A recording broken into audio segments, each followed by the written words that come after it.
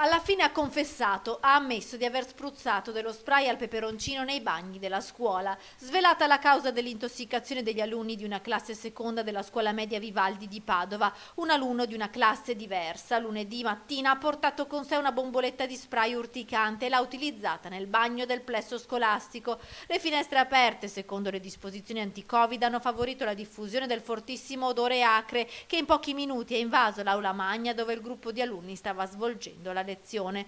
8 intossicati con bruciore a gola e occhi e nausea. I professori, su suggerimento della preside, hanno subito avviato un dialogo con tutti gli studenti, spiegando la gravità del gesto che aveva fatto mobilitare ambulanze impegnate nell'emergenza sanitaria, carabinieri e tecnici comunali, e così alla fine il responsabile è uscito allo scoperto. Ora la dirigente scolastica ha convocato un consiglio d'istituto per ascoltare l'alunno e i suoi genitori. Il ragazzo rischia un provvedimento di sospensione superiore ai 15 giorni. La preside però spiega che la punizione sarà accompagnata da un percorso di sostegno.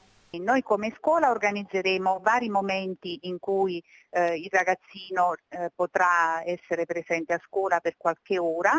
Noi proporremo questo alla famiglia, chiaramente questa è una proposta della scuola, supportati anche da associazioni presenti sul territorio. Nel frattempo la classe coinvolta resta in isolamento, visto che durante i controlli in ospedale sono stati effettuati anche i tamponi e un alunno è risultato positivo. Gli screening successivi hanno fatto emergere altri 2 casi di positività al Covid.